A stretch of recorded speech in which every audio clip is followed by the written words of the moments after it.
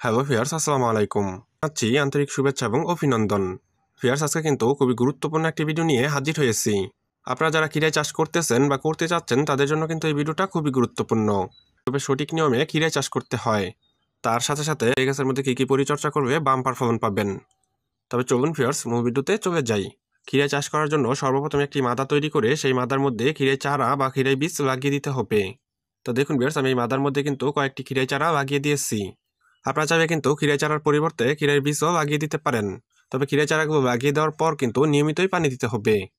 খিরাই গাছে নিয়মিত পানি দেওয়ার পাশাপাশি কিন্তু সঠিক সময়ে পরিচর্যা করতে হবে। যদি আপনারা খিরাই গাছের মধ্যে সঠিক সময় পরিচর্যা করেন তবে কিন্তু আপনারা ভালো একটা ফলন পাবেন। তো দেখুন ভিউয়ার্স, আজকে কিন্তু আমি খিরাই গাছটার মধ্যে পরিচর্যা করে দিব। খিরাই গাছটা যখন এতটুকু বড় হবে তখন কিন্তু পরিচর্যা করে দিতে হবে। তো দেখুন ভিউয়ার্স, এই খিরাই গাছটার মধ্যে কিন্তু ইতিমধ্যে ফুলও চলে এসেছে। আর দেখুন, এই খিরাই গাছের চারদিকের যে মাটিটা আছে সেই মাটিটাও কিন্তু আমি আলগা করে দিয়েছি। আপনারা কিন্তু অবশ্যই খিরাই গাছের চারদিকে যে মাটিটা আছে সেই মাটিটা কিন্তু আলগা করে দিবেন। এতে করে কিন্তু খিরাই গাছের শিকড়গুলো খুব সহজে মাটির নিচ দিয়ে চলাচল করতে পারবে। তাই অবশ্যই কিন্তু ভিউয়ার্স, খিরাই গাছের চারদিকের যে মাটিটা আছে সেই মাটিটা কিন্তু আলগা করে দিবেন। তো ভিউয়ার্স, এখন কিন্তু আমি খিরাই গাছটার মধ্যে পরিচর্যা করে দিব। পরিচর্যা বলতে আজকে আমি এই খিরাই গাছটার মধ্যে কিছু পরিমাণ সার দিয়ে দিব। আমি কিন্তু কিছু পরিমাণ রাসায়নিক সার দিয়ে আজকে এই খিরাই গাছটার পরিচর্যা করব। ভিউয়ার্স, আমি এখানে প্রথমেই দিয়ে দিচ্ছি কিছু পরিমাণ ফুরাডান। তো দেখুন ভিউয়ার্স, আমি কিন্তু কিছু পরিমাণ ফুরাডান খিরাই গাছের গোড়াতে দিয়ে দিলাম। এই ফুরাডানটা কিন্তু আপনারা বাজারে সানফুরান, কার্বোফুরান অথবা বিফার 5G নামে পেয়ে যাবেন। আমি এখানে 3 থেকে 4 গ্রামের মতন ফুরাডানটা দিয়ে দিলাম।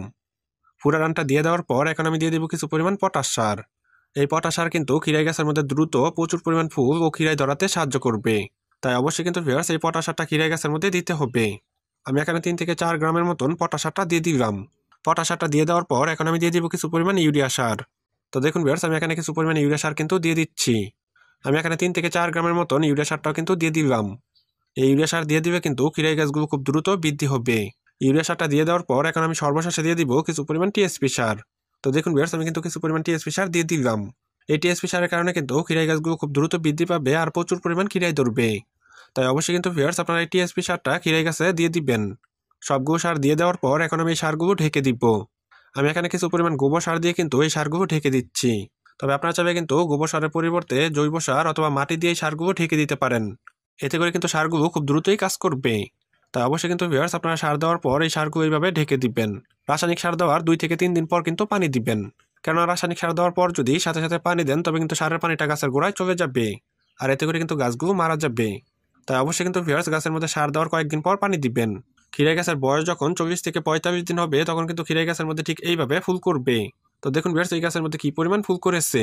আর 40 থেকে 45 দিনের ভিতরে কিন্তু খিরাই গাছের মধ্যে প্রচুর পরিমাণ খিরাই ধরবে। তো দেখুন ভিউয়ার্স, এই যে এই দিকে এই গাছের মধ্যে কি পরিমাণ ফুল করেছে। এই খিরাই গাছের মধ্যে কিন্তু প্রচুর পরিমাণ ফুল করেছে।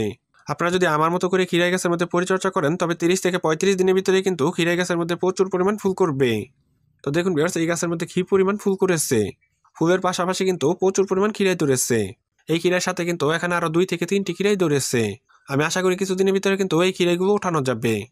ভিউয়ার্স, এই খিরাইগুলোর পাশাপাশি কিন্তু আরো প্রচুর পরিমাণ খিরাই ধরতেছে। এর পাশাপাশি কিন্তু আরো প্রচুর পরিমাণ ফুল করতেছে। আমি আশা করি কয়েকদিনের ভিতরে কিন্তু এই খিরাইটা উঠানো যাবে। এই খিরাইটা কিন্তু এখনো আর একটু ছোট রয়েছে। আর কয়েকদিন গেলেই কিন্তু এই খিরাইটা উঠানো যাবে। সাথে কিন্তু প্রচুর পরিমাণ ফুল করতেছে। সময়ের সাথে সাথে কিন্তু আরো বেশি পরিমাণ খিরাই ধরবে। সেই সাথে সাথে কিন্তু আরো প্রচুর পরিমাণ ফুল করবে। ভিউয়ার্স, আমি আশা করি আপনাদেরকে বোঝাতে পেরেছি যে কিভাবে আপনারা খিরাইটা চাষ করবেন। তো ভিউয়ার্স, এই ছিল আমার আজকের ভিডিও। আমার এই ভিডিও সম্পর্কে যদি আপনাদের কোনো মতামত জানা থাকে তবে অবশ্যই কমেন্ট বক্সে কমেন্ট করবেন।